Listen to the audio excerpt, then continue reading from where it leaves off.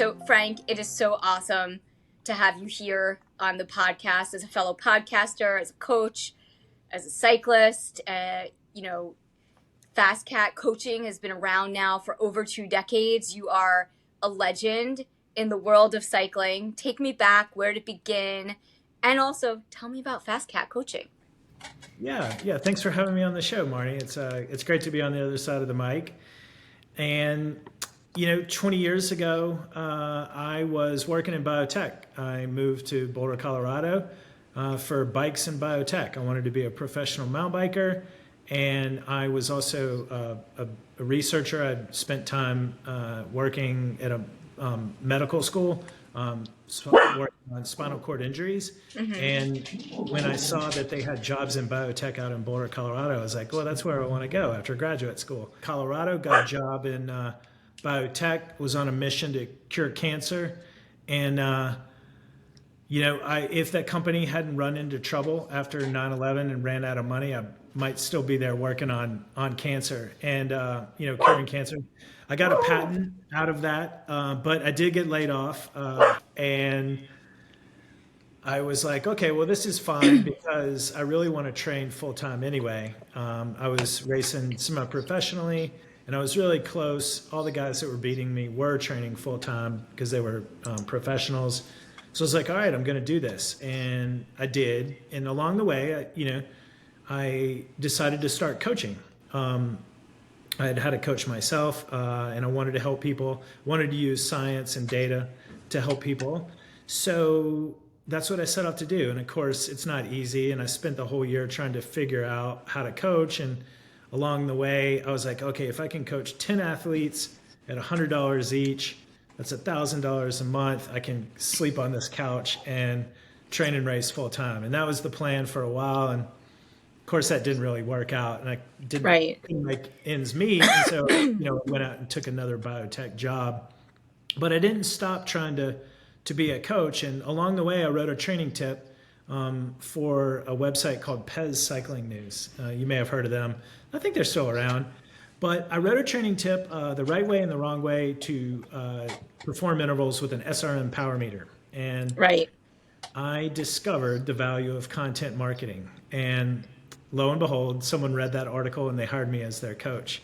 So I wrote another article the next month and I became like a guest coach. And that's how we started off with content. And along the way with coaching, no one knew who I was. I wasn't famous or well known. I figured the way to distinguish myself is to figure out this power-based training. It was brand new back then. No one, including myself, didn't really understand what to do with all the data. So I spent that whole year figuring it out.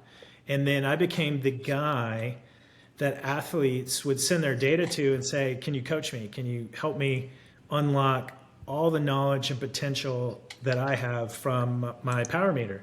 And that's what I did. And so I wrote a lot of training tips on power-based training.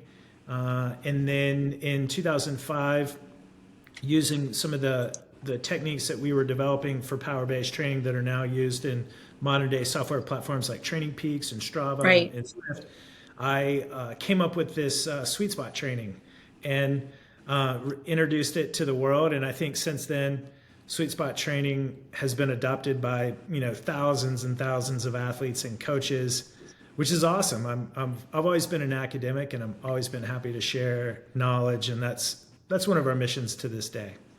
Yeah, with FasCat Coaching. Yeah, that is our mission of FasCat. We want to help people with science and data and also software. And so talk to me about power, because I mean, it's kind of ingrained in me at this point of my life as a triathlete, cycling. But so many people, like when I'm out riding, like some people still don't have like pedals, like power on their bike. And I'm just amazed that people don't use it for training. And actually there was like an entire year during the pandemic where I wasn't really paying attention and I wasn't using it either. It was like my battery died or something. And I was just going by heart rate. But like at the end of the day, so talk to me about how it works and like why it's such a game changer for athletes. Yeah, for sure. So, like 22 years ago, power was it wasn't widely adopted. And, we were hearing stories of guys like Greg LeMond and, all these pros using these SRM power meters made by this guy in Germany. And, they were unlocking all this like secret training. And so we sought to figure it out. And so what power is for the everyday athlete is I equate it. So what horsepower is to a sports car is what Right. power is to a cyclist. And, a Ferrari has however many horsepower, and then the best world tour athletes and triathletes have really high power outputs. And so it's just it's force times speed on the pedals, and it's quite scientific. There's real data, and so these devices, these power meters, record the data, and we collect the data on our bicycle computers that are Right. mounted on the handlebar. Way back when, nothing was wireless. It all required a wire. You had to include a wire from either the hub or the crank. Until Chip came in from Wahoo. Right. Yeah. He Wahoo revolutionized everything and Yeah. made it all, it was ANT plus at first. Now everything's mostly Bluetooth. Yeah. We take it for granted now. And you can also upload the data through your mobile phone, which Right. before that, you had to take your bike computer off the handlebar and plug it into your computer and download it and drag and drop and send it places. But now that's all been streamlined. It's quite amazing. And, but yeah, so we look at the data on our computers, and there's metrics and there's analysis tools that help coaches and athletes in sports science really figure out their training. And I think for your listeners, one of the most fundamental things from power-based training is to understand your training zones. And in order to understand your training zones, you need to know your threshold power, oftentimes called FTP, functional threshold power, what you can hold maximally for 60 minutes. And there's a lot of ways to test for it. But once you have your training zones, then it's awesome for us as coaches. You can tell athletes to pedal harder or easier, and then we can achieve certain physiological adaptations we know from prescribing intervals or training in those specific zones. And that gives coaches like me the ability to tell athletes exactly what to do in order to reach their goals. And that's what we put in training plans and training calendars and workouts. And that really kind of created the coaching industry. Yeah. There weren't that many coaches when I got started, and now there's a lot. It's a real, and career. And also, when you think about power, it's how everyone at Peloton trains, right? Like Matt Wilpers and Christine Dercoli, and they've been on the podcast before. And, for people who are triathletes and cyclists listening, they're probably rolling their eyes because they know all about power, especially the triathlete listeners. But for my fitness listeners, this is where it comes from. This is where Peloton got it from. This is what everybody talks about when you do a power zone ride, or you're using power. So I mean, and I find it to be as amazing as it is, it's also it shows you what you're made of, when you train by it, right? It's hard. It's hard, it's specific, it works. That's the thing. It just flat out works. And one of the things that we do as coaches, and you can do on your Peloton, you can do tests, and those help you understand if you're improving. I mean, that's why we're doing this. Is obviously we want to have more fun and enjoy the joy of cycling, but we also want to know if we're improving, and that's the best thing about power. It's it literally says you were this many watts 4 months ago, and now you're this much more watts now, and that's real, measurable, scientific proof that your training is working and you've gotten better. And now, do you primarily FasCat Coaching? I see that you have a triathlon component and cycling, but do you ever work with just runners, or? Yeah. We do not have any run coaches. We have a rule. You have to have competed in the event for which the athlete is competing in order to coach them. We just haven't morphed into the running sphere yet. So we're mostly cycling, gravel, Fondo, time trial, criteria, mountain bike, anything cycling. And we do coach a small bit of triathletes, and they're mostly the athletes that want to improve their bikes. Right. That would be me. I Yeah. think that's Yeah. like probably where we connected, like during the pandemic with our mutual friend Bernie. Uh-huh.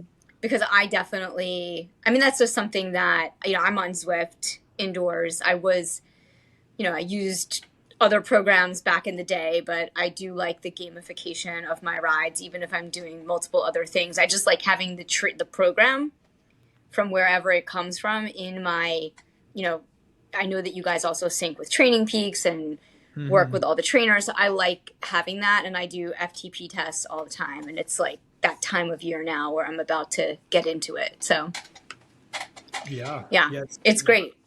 Zwift is amazing. Peloton is amazing. They're all amazing because the technology has come so far, and it's enabling more and more people to get into the sport and do what they want. And then we, as coaches and technologists, get to help more and more people. Well, I mean, and you started with the coaching, and you have, how many coaches do you have now at FasCat Coaching?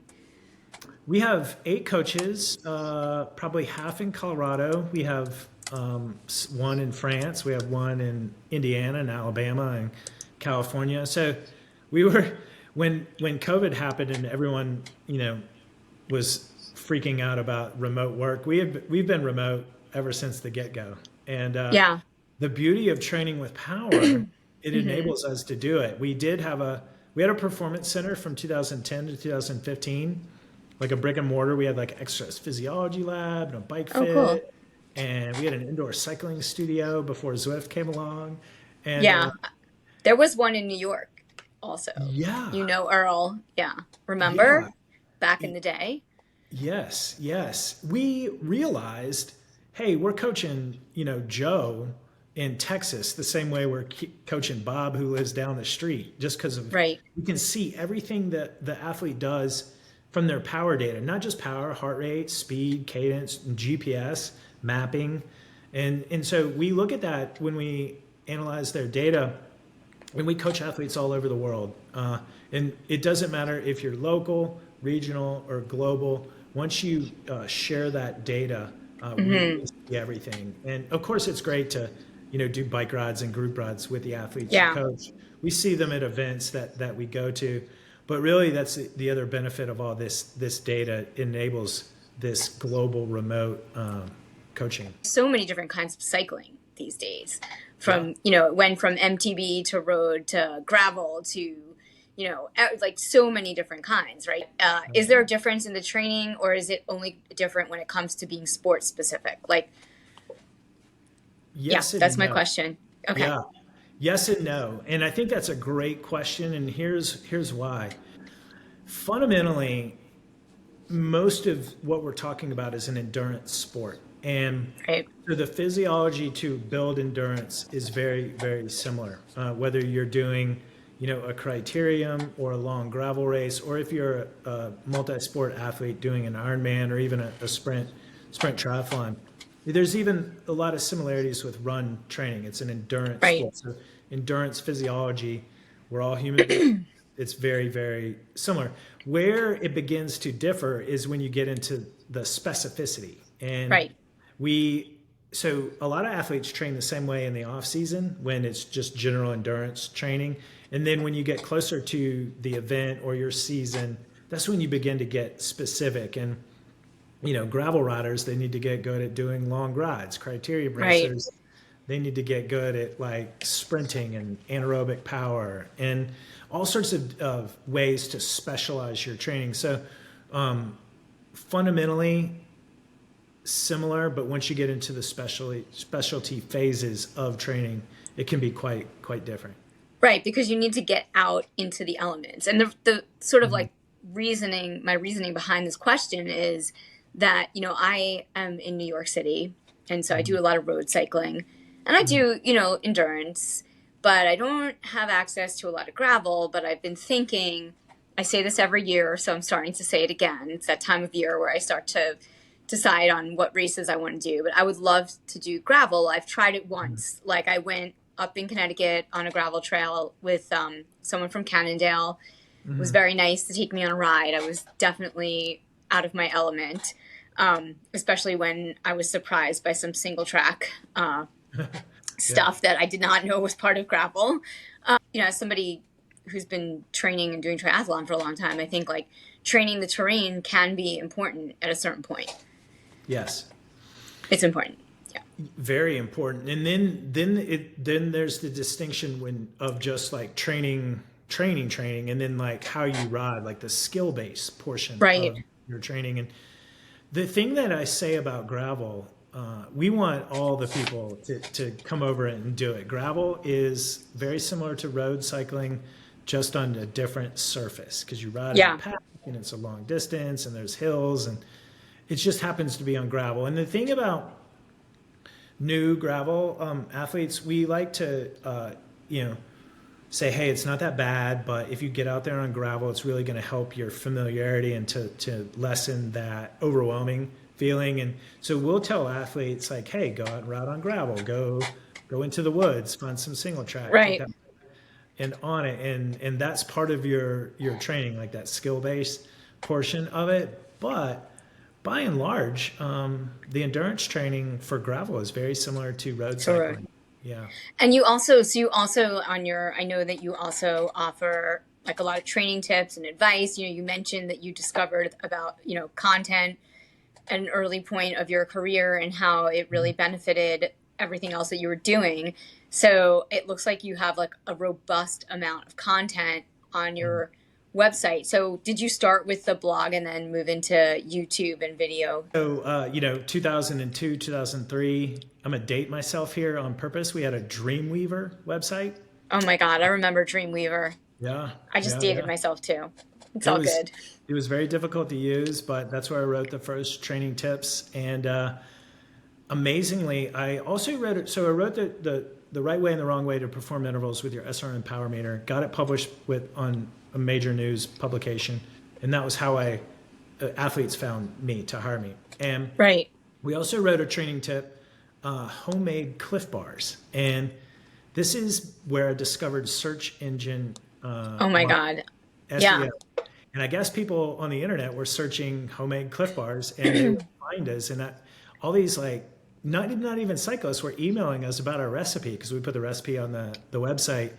And it was amazing. So I developed a content strategy because I wanted to work full time as a coach. I didn't want to be a biotech researcher anymore. Right. I just knew that it was way more fun to coach people than to pipette DNA. And so I wrote a tip a month. At the time, I was like, wow, this is so hard. And now we write like 2 tips a week. And so it's come that far. So we were really big into blogs and writing blogs to help people learn about power-based training and just learn about training in general. And that's our mission today, is to share our knowledge. And when we share our knowledge, people find us. And that was way better than taking out an advertisement. Yeah. Just people, that's way more authentic. So I wrote training tips all the way up until 2018 exclusively. I mean, there's like social media and stuff, but it's not the same. I mean, you would just post your training tip on social media. But it's so different now, though. Yeah. In 2018, someone suggested we do a podcast, and I was like, okay. And for all the people that are thinking about podcasts out there, maybe your listeners, just turn on the mic and start recording. And I reached out to a young man that I had coached that was on the CU cycling team, and he had been doing some podcasting, so he knew how to do it, and I didn't. But we just started talking about bike training and cycling, and after about 4 episodes, people were writing in, and so we decided, we were like, let's do 1 episode a week, and we've been doing 1 episode a week ever since. So that's like when I started at the end of 2018. Yeah. And I think it's like, for me, it started out as just like a hobby too. And it was just super like a way for me to kind of like just interview people, talk to people. And I was doing it really in person, and I was definitely very particular. So, but I think, it's super helpful. Like just even just having these conversations, I just find it so interesting. Um, yeah, and I always recommend people start their own podcast, although it's a lot harder than it looks. Even it is easy, but it's also hard. I don't know. Um, I find the production enormously hard. yeah. Talking is not hard. Oh no, You talking is gotta not hard. content calendars and outlines. That's challenging. I Yeah. think what we learned from podcasting Yeah. is, wow, a lot more people like to listen than they Then do read. read. And it kind of dawned on me. I'm like, well, yeah, you can listen to a podcast on your way to work in the car or on the train or while you're bike riding or all this. And so we really leaned into our podcast, and I think maybe like a year later we started our YouTube channel. Honestly, YouTube has been even more challenging than podcast for us. The production and figuring out all the stuff, it takes so much Yeah. more time. That's kind of like what we have planned for 2024 is to Me dive too. more. Yeah. I like it's Yeah. so, it's funny that a lot of my listeners were asking me to, and this started during the pandemic, like they wanted to watch the conversations, and I was already recording them on Zoom at the time. Mhm. And I really like it does take a lot to edit a podcast. And as somebody who's like a little bit of a perfectionist, like, I spend significant amount of time like working on it, engineering audio, all that. Mhm. So, with that said, like the idea of putting up YouTube videos just crushed my soul. And Yeah.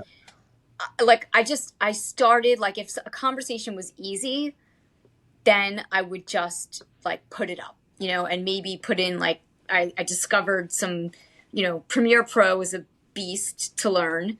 Uh, Mhm. and I discovered some other easier apps and tools somehow along the way. Um, and I managed of the 325 conversations to get like maybe 60 up, which I thought was good. Yeah. And then like this year, all of a sudden, like people are asking again, they want more video. And I decided that I was going to just go for it. Like all the things I do. So this is the year of go for it. And I started 2 original series on YouTube. So I think that like what I learned as somebody like in marketing is that you could like, sure, you can put the same content up, but it's 2 totally different. It's like cycling and running, right? Like Mhm. you're an endurance athlete. Sure, you can run. Sure, you can cycle, but there's different technical skills and both take time. YouTube is really hard. I have had the fortune. So I coach Phil Gaiman, and Okay. he's the Strava king. And when he did his pro thing, he started a YouTube channel, and so I've been fortunate to kind of follow Phil and see how he did it. And we've made many videos together, and I Right. know all the tricks. Just because you know what the tricks are to YouTube doesn't mean they're any easier to do. But Yeah. you really have to hold the viewer's attention, because in YouTube there's 8 other thumbnails you can click. In a Yeah. podcast, it's kind of a pain to a lot of people like to Switch. start and Yeah. finish. But yeah, YouTube, you're really competing for attention, and not everyone's going to give it to you unless you're really delivering right out of the gate. And Right. yeah, so it's going to say second biggest search engine in the world. Whenever I need to learn something, Yeah. I go to YouTube YouTube. and see if someone has made that video. Yeah. So I started doing gear reviews, like Mhm. from my own personal experience. I have like 12 up.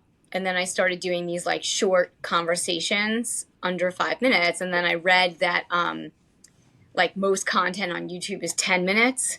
So now I'm like, shit, I have to rename the series and do longer videos. But I'm my personality on YouTube is something, if something is more than 10 minutes, I'm out. Like it's too Yeah, long for me. So I'm yeah, just talking to people like me that they don't want to watch something for 30 minutes. I don't know. yeah. Unless they want to, that's a commitment. It's a big commitment. It's got to be really good. Yeah, we about 5 years ago. It's also what we found is if you can be really opinionated and Yeah. maybe slightly controversial.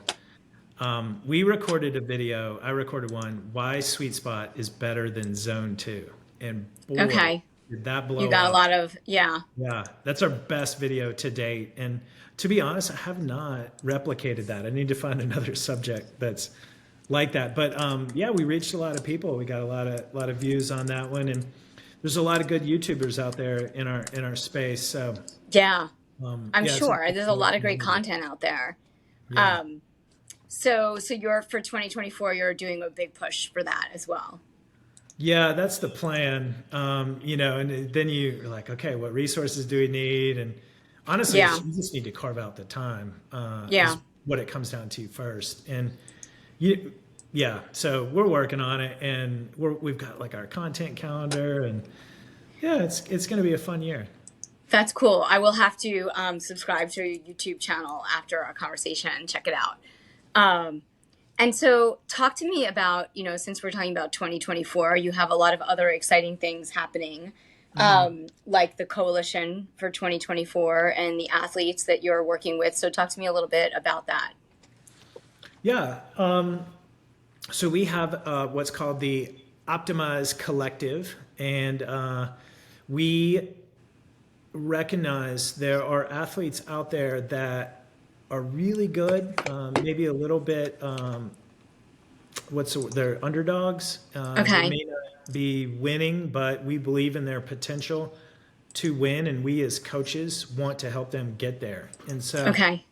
we have 8 athletes. They're all coached by a FasCat coach, and they've demonstrated to us that they have talent, they have potential, they're willing to work hard, and we're going to support them with free coaching. They also get a subscription to our technology platform, Optimize. And Okay. yeah, they're working closely with their coaches. Everyone's off-season training and working really hard, and most of them are gravel racers. To be Okay. honest, we have a few road and um, cyclocross athletes, but gravel is like just really kind of taken over, and you know, um, so there's that. But yeah, I'm really excited because one thing that coaches really like is athletes that have a goal.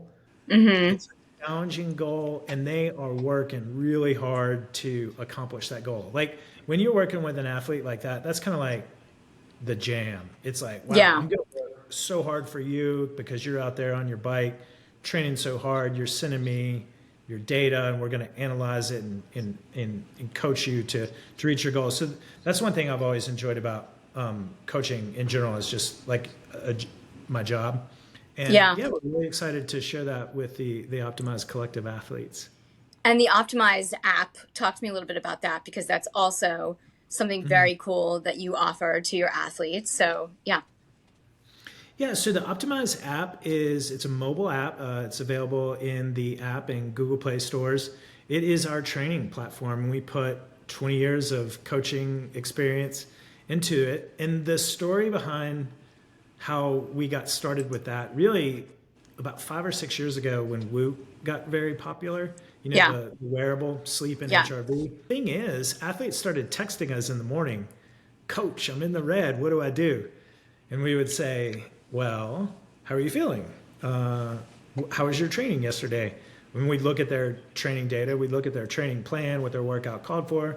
And I'm not kidding, like 99 times out of 100, we'd shrug our shoulders and just say, "Well, just keep following the training plan and it'll all be well." And, they would text us later or send their data, and they're like, Yeah. "Thanks, everything was fine." And, so that started happening. And as we were thinking about it, we were trying to, we always under, understand the technology. And one of the things that struck me is the way Whoop calculates strain for Okay. athletes. It's a heart rate based metric. It's on a logarithmic scale of 4 to 21. And we were noticing that it wasn't representative of the true athlete's workload. And this is where power based training and data is superior to heart rate based training.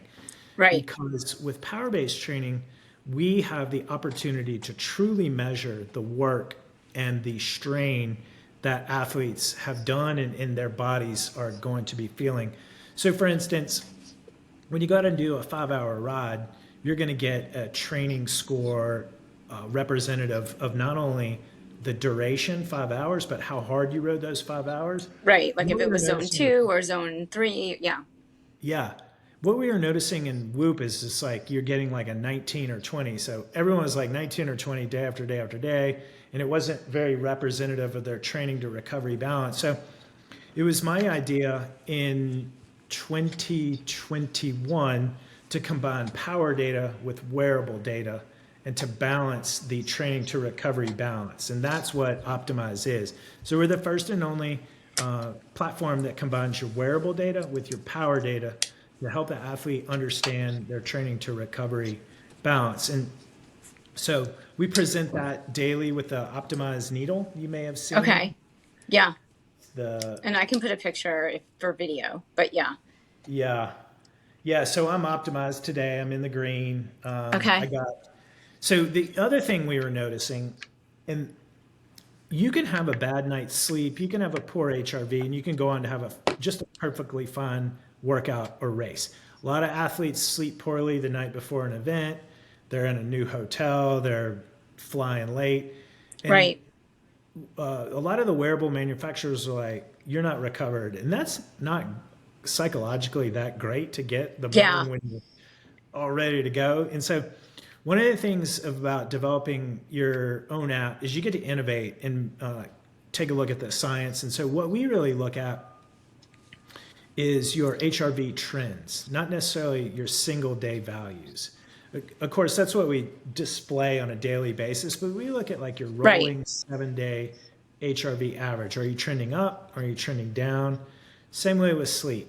One night of not great sleep won't ruin you. You can still, we were literally just communicating with an athlete yesterday evening who he got a bad night's sleep and he was wondering what workout to do. And, we're just explaining to him, it's okay. You may not feel great, but you're going to be able to have just a normal workout. Just go for it.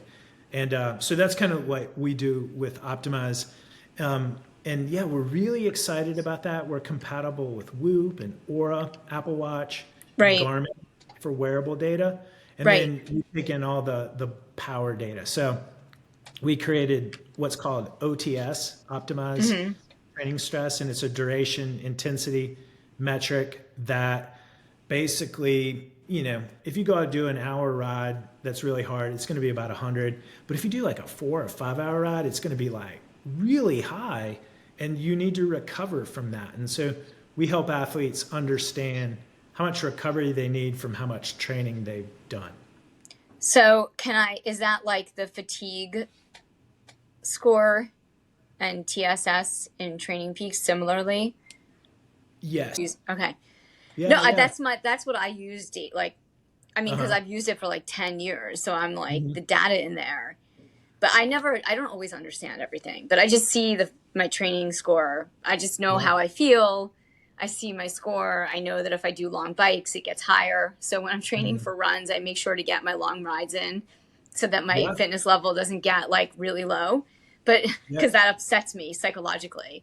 And then I'm That's right. just, yeah. So, I mean, and I've also seen on my Garmin, like when I go for a run, it says that I'm like recovering after I did a really hard run, or it'll say like it wasn't it'll say something like it's totally negative, and I can't remember what it is, but it's Mhm. very frustrating. Yeah, We're not trying to to yeah, make data simple and easy to understand so that you don't need a PhD in data science to right. enjoy But your there's so much training. data now out there, Yeah. right? Like, I mean, I've Yeah. got the Whoop. I'm always trying things like for work, Hmm. but still, I mean, and I love data, but I Me too. also think about how I feel in the scheme of all the data.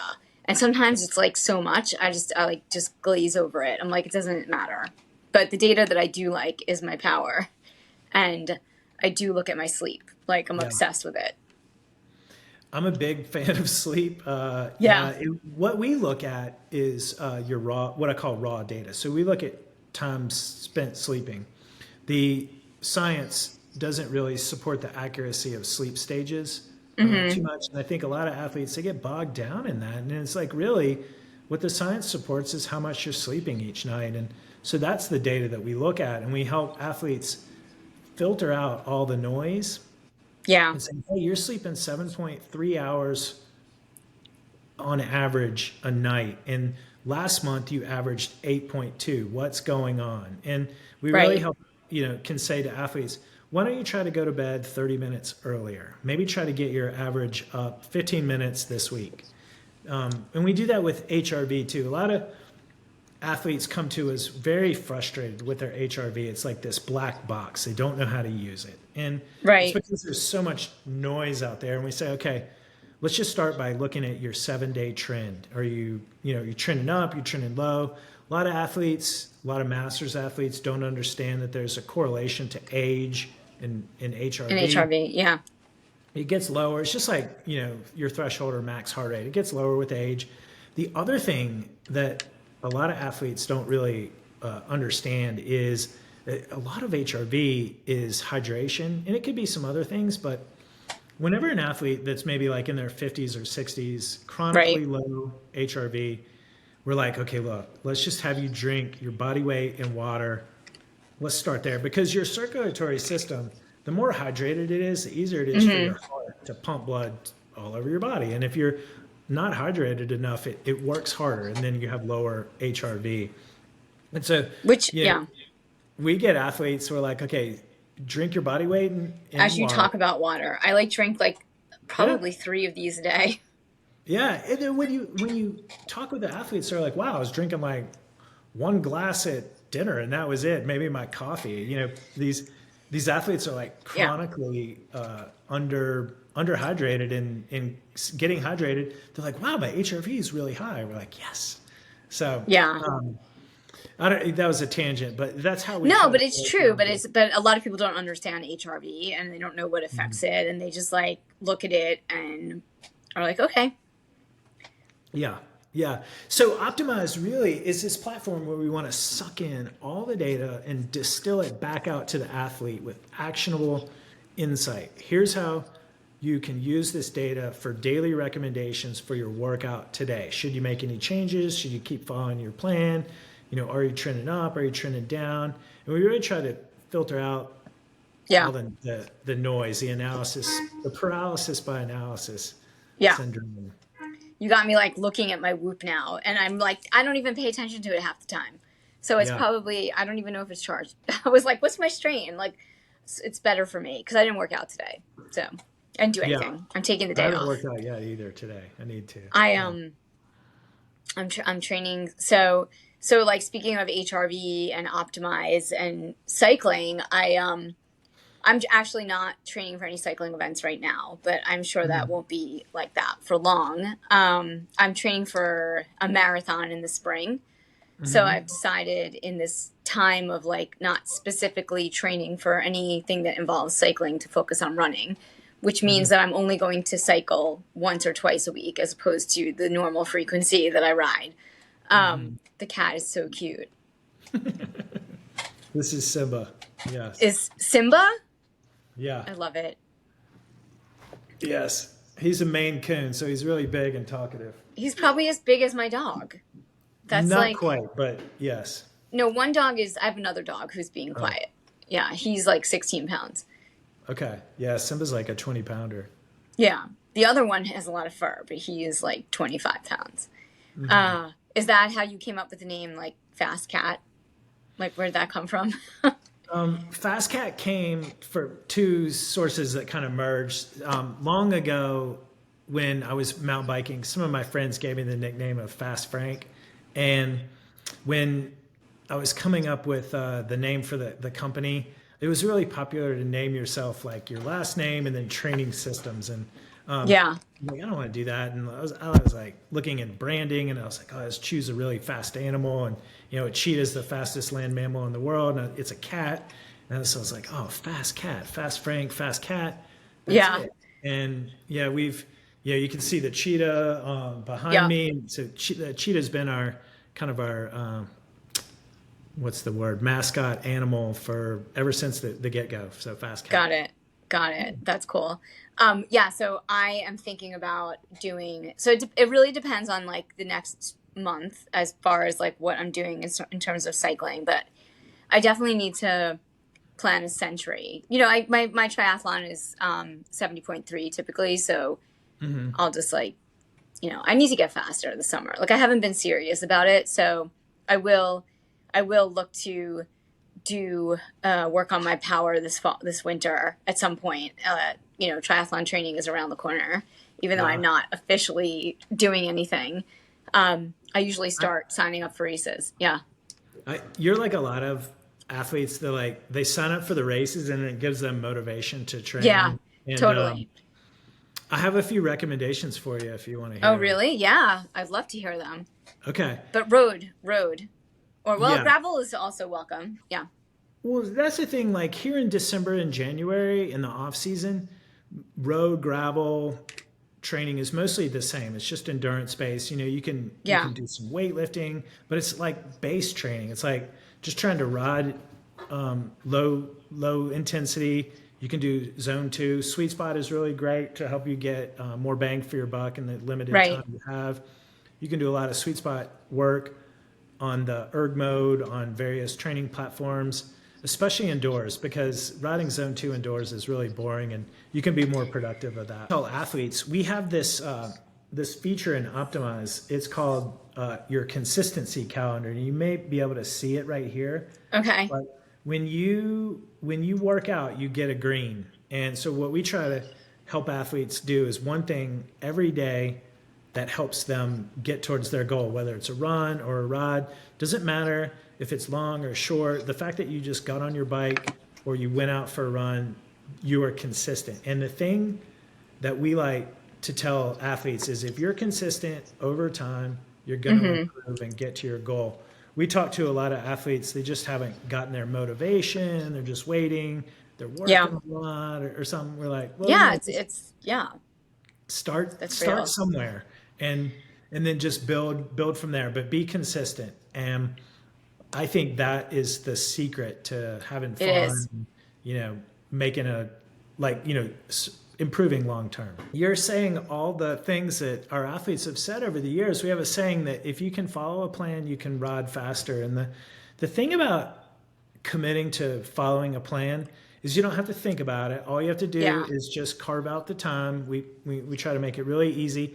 And the other thing that athletes report back is that they know when to rest, when to take their rest days. They know when to go hard or go easy, when to ride long or short.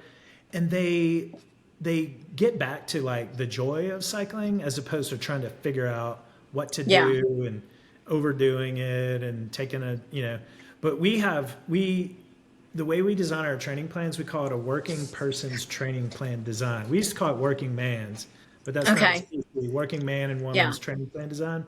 Yeah. But the way it works is it's designed for the athletes that we assume you have a job Monday through Right. Friday, you have a mortgage, you may have a spouse, a family, a relationship, and so you have other things going on in your life. And so Right. we do Mondays and Fridays are rest days, and then Tuesdays and Wednesdays and Thursdays are short structure workouts. And then we Okay. assume you don't work on Saturdays. That's where you can do your longer ride, maybe a group ride or group training. Yeah. And then maybe if you have time on Sunday, you do some endurance. And that's how we design training. So Monday, Friday's off. That's when we prescribe like yoga Yeah. or recovery modalities. And then generally the hard workouts are Tuesdays and Wednesdays. They get easier throughout the week. And try to ride long on the weekend. We it's like Yeah. for the everyday athlete, the recreational athlete that just is doing a fondo or a century or like a marathon or 5K. It Yeah. works really well. Yeah, as long as you just stay consistent. Yeah. I think that's the secret to success in all things, right? Like Yeah, whether you're posting a video on YouTube or doing a podcast or training for a race. be So consistent. so we talked about, your plans for 2024, but do you yourself have any races or events that you're participating in for 2024? Yeah, thank you for asking. I am doing the Steamboat Gravel Okay. next August. I've done it every year. It's a really big national race, but it's in our backyard, so we make a big deal out of that. Um, I we're partnered with the Belgian Waffle Ride. They have another Oh gravel yeah. series, And last year I went to the Belgian Waffle Ride in Arizona, in Scottsdale. I'll probably do that again. And I would like to do one or two more. This past year, I worked a lot. The year Yeah. before, I worked even more. And so this year, 2023, I was like, okay, I just want to be consistent. That's like, let's just try to ride an hour a day. Because when I raced professionally, I was always out like 2, 3, 4, 5 hours. And I got Right. into kind of a rut where I was really hard on myself for not doing long rides. And so I kind of tried to turn it around and say, let's just get on your bike 5 times a week and Yeah. be consistent. That's what I did this year. And I'm going to just try to build upon that for next year for Steamboat, Cool. one of the BWRs. I like to do group rides. They're kind of Yeah. my social outlet. And, most people like to, what's fun about a group ride is being able to kind of mix it up. So the group rides are kind of also a competitive outlet to have fun. So I do like to prepare for my group rides in the summer. Yeah. I wish I had like a group in New York. I always say I want to do this every summer, but like get in with a group and Hmm. ride. I just don't wake up at 5 a.m. to ride, and like a lot of people do. So, Yeah. I like Yeah. to leave here at 9. So it's not like nobody rides with me. I see Yeah. people on the road, Mhm. um, but yeah, so it's like, it's always fun. Now that you have committed to being consistent, Yeah. what I would also encourage you to do, even if this is for your run training, is find a plan. And you can even make it one of your own, or you can start with like one of ours, or maybe another, like do a run thing, like a run training plan. So Yeah. the thing about a training plan is it helps you be consistent, and then you have something you can work towards. Most all training plans are going to work, and so you could do. I do recommend Sweet Spot. It is a Okay. wonderful training methodology for us older athletes that don't have much time to train. You can accomplish an enormous amount in 45 to 60 minutes a day, 4 to 5 times a week, and Okay. so Zwift or whatever your favorite Do the sweet. platform Yeah. is, yeah, get on there and sweet spot, stay consistent, have fun too. That's the other thing. Find the kind of training you like that's fun. Okay. Also, like you mentioned, you wish you had like a group to train with. Yeah. The Hmm. groups are kind of like a holy grail. We help our athletes find group training, group rides, because it's such good training. Because it does hold you accountable. You got to show up, and Yeah. then you get out there and you generally accomplish a lot. So my one maybe challenge to you is look for a group. Maybe you could find a group. It's never too late. It's, Well, obviously keep searching for the right group, and also the yeah. right training partners like the Anna Marie that you just Yeah. She's described. amazing. There's a lot of social features of Zwift. Yeah. Same thing with Peloton. Nothing wrong with the Peloton class. Like that's kind of their jam, and Yeah. it's like group training on demand. But get the Zwift companion app. I think, and what you can do on the Zwift companion app, you pull it up, you go to events, and Okay. look, there's one in 1 minute, and Oh there's my God. one in 6 minutes. All right, cool. Well, this is super awesome, Frank. I'm so psyched that we got to connect on the podcast today. Yeah, yeah. Thank And you so much for having me.